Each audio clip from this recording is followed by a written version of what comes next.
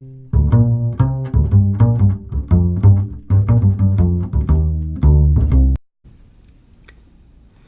where do we start when we begin to think about a topic as broad and extensive as ecosystem restoration?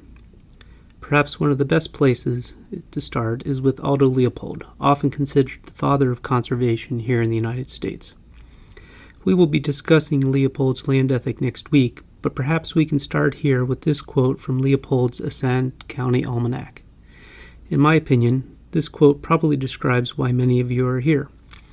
In reading from the almanac, Leopold wrote, "One of the penalties of an ecological education is that one lives alone in a world of wounds. An ecologist must either harden his shell and make believe the consequences of science are none of his business, or he must be the doctor who sees the marks of death in a community that believes itself well and does not want to be told otherwise."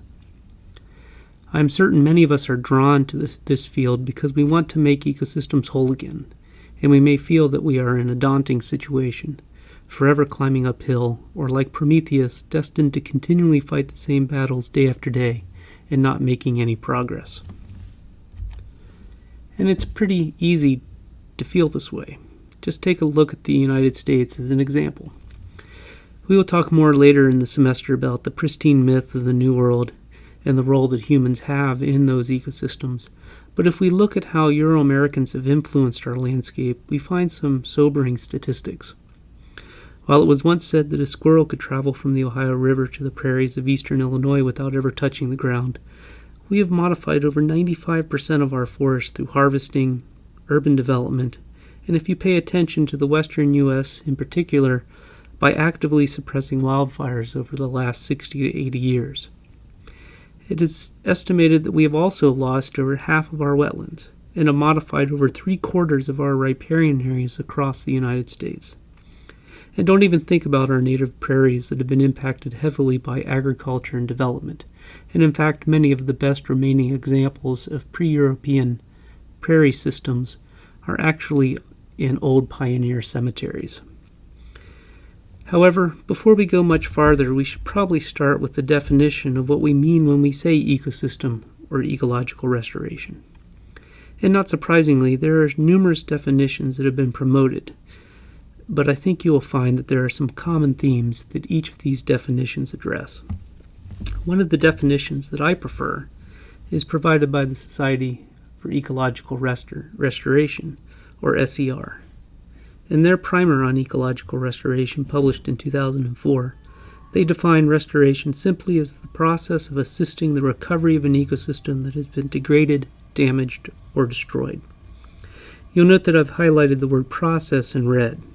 This is because I think it is important to remember when we are thinking about restoration that it is a process, one that requires planning, understanding of the conditions on the ground, and specific activities to remedy past damage. And it doesn't end when you plant the last tree. It requires a long-term commitment to monitor your activities to make sure you've accomplished what you set out to accomplish. It also requires active engagement of your community, and we'll spend more time later in the semester discussing how best to do that. There are some other definitions you might run across as well, and each stresses some important points that I'd like to bring out and bring to your attention. The first listed here stresses the importance of restoring the structure and function of ecosystems. And another, promoted by Tony Bradshaw, a leading British ecologist who passed away in 2008, that described restoration as the acid test of our understanding of an ecosystem. We'll talk more about this next time, but take a minute and think about what that means, to be the acid test of our understanding of an ecosystem. We'll definitely come back to that in later lectures. We also need to consider what the difference is between restoration practice and restoration ecology. Believe it or not, this has been a fierce debate among restoration professionals for some time, one that SER addressed directly in its primer on ecological restoration in 2004.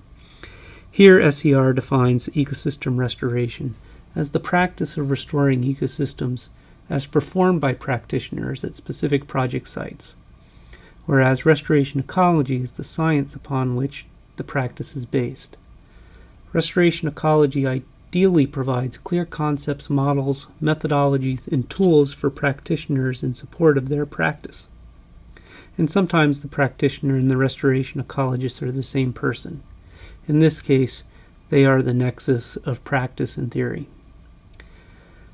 The field of restoration ecology is not limited to just the direct service of restoration practice, however.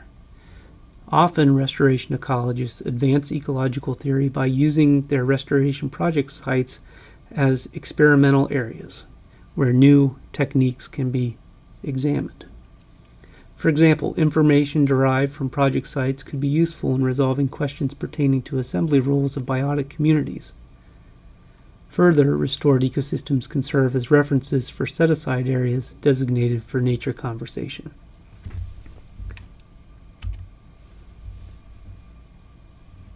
The distinction regarding reference conditions is also an important concept we will tackle in the coming weeks. And while I don't want to get down in the weeds, so to speak, on this topic here at the very beginning of the class, I do want to provide you with something to think about that may be different from what you were expecting restoration to really be about. So let's think about the following quote from Don Falk, the former director of SER, who said, "Restoration uses the past not as a goal but as a reference point for the future. If we seek to recreate the temperate forests, the tallgrass savannas, or desert communities of centuries past, it is not to turn back the evolutionary clock, but to set it ticking again." Think about what this means. To me, it suggests that when we consider ecological restoration, we are not looking to recreate something that has already been. Rather, our goal should be to restore the ecosystem processes that promote certain ecosystem structures and functions that are characteristic of that ecosystem.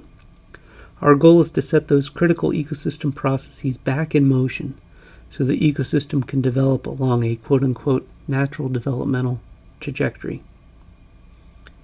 As a result, you'll often hear that restoration professionals have to be a master of all, understanding not only plant community dynamics, but also hydrology, geomorphology, geology, soil chemistry and ecology, and wildlife ecology, just to name a few.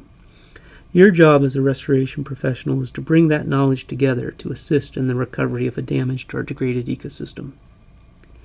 So as we wrap up this introductory information, let's take a look at a short video produced by the U.S. Forest Service about how they approach restoration in the Pacific Southwest region in California. Pay particular attention to the breadth of experience and individual expertise being brought to bear to restore these expansive landscapes that includes not just plants and animals, but also large human communities. I want people to understand that the service, I believe the Forest Service, really does believe that ecological restoration holds the best path to prosperity of the people, the environment, this planet. In terms of any single entity really in the state of California that has an opportunity or an obligation even, through restorative work and through progressive ecological management, we're the ones, right? Ecological restoration is taking an ecosystem and making it more resilient to the kind of disturbances which inherently will occur. It's assisting recovery of an ecosystem that's been damaged, degraded, or destroyed. It's the returning of ecosystem components and processes back to functioning condition. Well, ecological restoration is like not an event, it's a process. A lot of the forests, particularly in the western United States, are not very healthy. The landscape is so huge. We manage nearly 20 million acres in California. It's really going to be a whole host of things. Fuels reduction projects, veg management projects, water projects, Reforestation, litter restoration, hydropower management. Habitat restoration projects, monitoring wildlife. Restoring what we would call function, restoring what we would call processes. The Forest Service is going to attempt to help the ecosystems and our habitats respond to the disturbance regime. And disturbance may be something such as wildfire, Climate change, invasive species, sudden oak death, Flooding, landslides, bark beetle attacks. human population increases, and those kinds of things. We have a big challenge ahead of us. Probably the biggest challenge right now is that we have a diverse group of stakeholders. Resources are limited, budgets are tight, so we, by necessity, have to find ways to work better together. This is a good time for everyone to work toward making these ecosystems more resilient.